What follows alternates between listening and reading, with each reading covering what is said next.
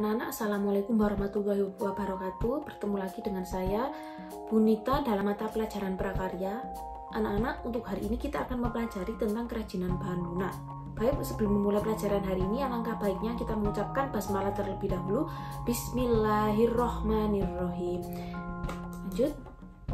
Nah, anak-anak perlu kalian ketahui bahwa bahan lunak ini merupakan bahan yang bersifat lunak, yang bersifat lentur, lembut, kemudian empuk dan mudah dibentuk. Nah, kalau kerajinan dari bahan lunak itu merupakan produk kerajinan yang menggunakan bahan dasar yang bersifat lunak, lentur, lembut, empuk dan mudah dibentuk. Nah, prinsip kerajinan bahan lunak ya anak-anak. Nah, prinsip kerajinan bahan lunak ini ada 3, yaitu keterampilan tangan. Kerajinan yang dibuat dengan keterampilan tangan. Nah, sekarang kan juga banyak kerajinan yang dibuat oleh mesin seperti itu. Nah, yang membedakan dengan produk industri adalah ya ini kerajinan yang dibuat dengan keterampilan tangan, jadi dibuat secara manual. Yang kedua adalah keterampilan teknik. Kerajinan yang dibuat berulang-ulang, produk yang dihasilkan menjadi khas. Biasanya yang mempunyai keterampilan teknik ini adalah orang yang sudah jam terbangnya tinggi, jadi produknya itu menjadi khas.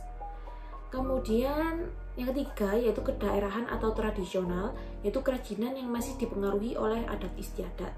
Nah, selanjutnya ada prinsip kebermanfaatan kerajinan bahan lunak. Nah, yang pertama yaitu kelengkapan busana. Mempercantik diri dalam berbusana, contohnya produk-produk aksesoris seperti gelang, kalung, bros, dan cincin. Kemudian ada kelengkapan suatu benda. Nah, kerajinan bahan lunak yang difungsikan sebagai kelengkapan suatu benda ini contohnya kotak tisu. Kotak tisu biasa, kemudian diberi hiasan keramik pada permukaannya. Nah, ketika kotak tisu sudah tidak terpakai, nah keramik yang ada di atas kotak tisu itu bisa dilepas kemudian dipasangkan pada kotak tisu lainnya. Yang ketiga yaitu kelengkapan rumah atau bangunan. Produk kerajinan dapat dijadikan manfaat sebagai pelengkap rumah atau bangunan tertentu, yaitu contohnya air mancur berbentuk kodok di taman rumah. Nah, seperti itu. Yang keempat yaitu kelengkapan keperluan ritual atau upacara adat. Nah, banyaknya ritual atau upacara adat Nusantara tentunya bervariasi pula kerajinan bahan lunak yang dapat dimanfaatkan sebagai pelengkap upacara. Contohnya yaitu lilin dan banyak digunakan untuk berbagai acara ritual dan pesta adat. Nah, seperti itu ya anak-anak. Nah, ini adalah tujuan kerajinan bahan lunak. Yang pertama yaitu menambah keindahan, jadi dapat memperindah penampilan. Penampilan itu tidak hanya dari diri sendiri, misalnya penampilan rumah jika diberi misalnya kerajinan bahan lunak itu ternyata semakin menarik. Nah, seperti itu. Kemudian memberi kekhasan pada suatu benda yang diberi hiasan bahan lunak itu menjadi terlihat lebih khas seperti itu ya nak, lebih memiliki keunikan tersendiri misalnya seperti itu. Kemudian menjadi persyaratan pemakaian. Di sini kerajinan bahan lunak ya untuk dipakai, jika tidak dipakai ya tidak bermanfaat apa-apa. Nah, seperti itu. Kemudian merupakan pertanda atau simbol. Kemudian dibuat khusus sesuai benda aslinya atau dipublikasi. Ya memang ada tujuan tertentu dibuat mirip itu buat apa misalnya seperti itu ya anak-anak. Kemudian sebagai bagian dari karya seni. Anak-anak, ini yang utama, kerajinan bahan lunak ini jenisnya dibagi jadi 2, yaitu kerajinan bahan lunak alami dan kerajinan bahan lunak buatan ya. Untuk hari ini kita akan mempelajari kerajinan bahan lunak alami saja. Nanti kerajinan bahan lunak buatan itu next time-nya ya anak-anak. Kerajinan bahan lunak alami ini matematikanya seperti ini. Nanti hari ini kita akan mempelajari tentang prinsip, jenis, kemudian karakteristik dari bahan lunak alami.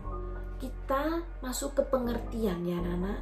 Pengertian bahan lunak alami. Bahan lunak alami adalah bahan lunak untuk karya kerajinan yang diperoleh dari alam, dan cara pengolahannya dilakukan juga secara alami dan tidak dicampur maupun dikombinasi dengan bahan buatan. Jadi benar-benar murni dari alam dan diolah secara alami. Kemudian bahan lunak alami dapat dijelaskan pula sebagai bahan yang berasal dari tumbuhan dan hewan atau lapisan bumi yang bersifat lunak ya anak-anak, lunak. Kemudian contoh bahan lunak adalah tanah liat, kemudian ada kulit, getah nyatu, dan flour clay. Nah, bisa dipahami ya anak-anak, tanah liat, kulit, getah nyatu, kemudian flour clay. Nah, yang pertama kita bahas tanah liat. Ini karakteristik atau ciri-cirinya itu seperti apa.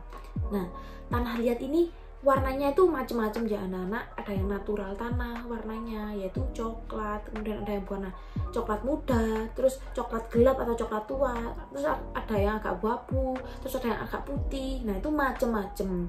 Kemudian setiap warna itu bergantung pada kandungan dari masing-masing tanah tersebut. Nah, tanah liat ini mudah hancur jika tidak melalui proses pembakaran. Harus ada proses pembakaran biar dia itu awet dan mengeras. Jadi seperti itu ya anak-anak. Jika dibakar, jenis kerajinan ini disebut gerabah atau terakota yang dibakar di bawah suhu 1000 derajat Celcius dan disebut keramik jika dia dibakar di atas 1000 derajat Celcius.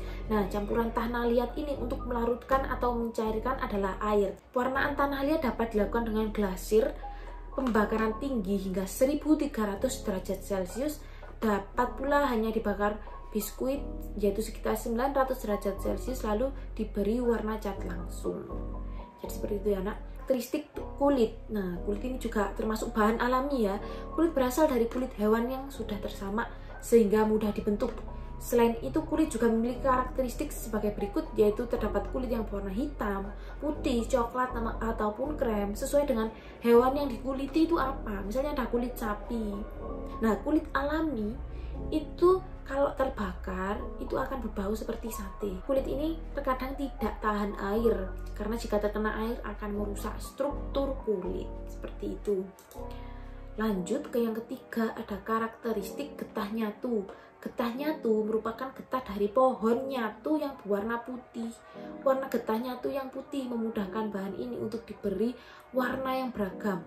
Ya, warna yang digunakan ini biasanya berasal dari pewarna alam sehingga warnanya pun natural, tidak secemerlang warna buatan. Ya, warna-warna alam misalnya warna hijau dari daun seperti itu. Dan kalau ingin dibentuk getah harus dimasak terlebih dahulu agar lunak dan lebih elastis. Jadi dipanaskan dulu ini getahnya. Sifat getah nyatu ini jika dipanaskan akan melunak tetapi lama-kelamaan akan mengeras. Jadi seperti itu.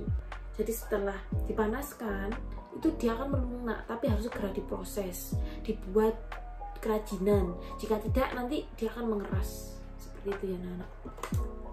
Lanjut, yang keempat yaitu ada karakteristik flour clay. Flour clay berasal dari adonan tepung yang dilumat hingga kalis dan mudah dibentuk. Campuran bahan flour clay adalah air. Kerajinan dari flour clay tidak tahan air karena jika terkena air akan mudah rusak. Nah, jadi ketika bahan flour clay ini tepung, ini ya dicampur air biar dia itu bisa bisa elastis, bisa mudah dibentuk. Nah, tapi ketika sudah menjadi kerajinan, dia sudah mengeras, dia itu tidak tahan air. Jadi kalau kena air itu dia itu mudah rusak. Nah, jadi seperti itu anak-anak. Kemudian pewarnaan flour clay ini dapat dilakukan dengan pewarna makanan atau sintetis. Ini buatan agar muncul warna-warna yang lebih cemerlang. Nah, seperti ini. Nah, itu ya anak-anak materi untuk pertemuan hari ini. Untuk tugasnya sudah saya share di grup dan di e-learning. Tolong kalau sudah tugasnya itu difoto kemudian diupload di tugas KI 3. Baik seperti itu ya anak-anak, tolong dikerjakan dengan baik dan tepat waktu. Baik, alhamdulillahirabbil alamin. Wassalamualaikum warahmatullahi wabarakatuh.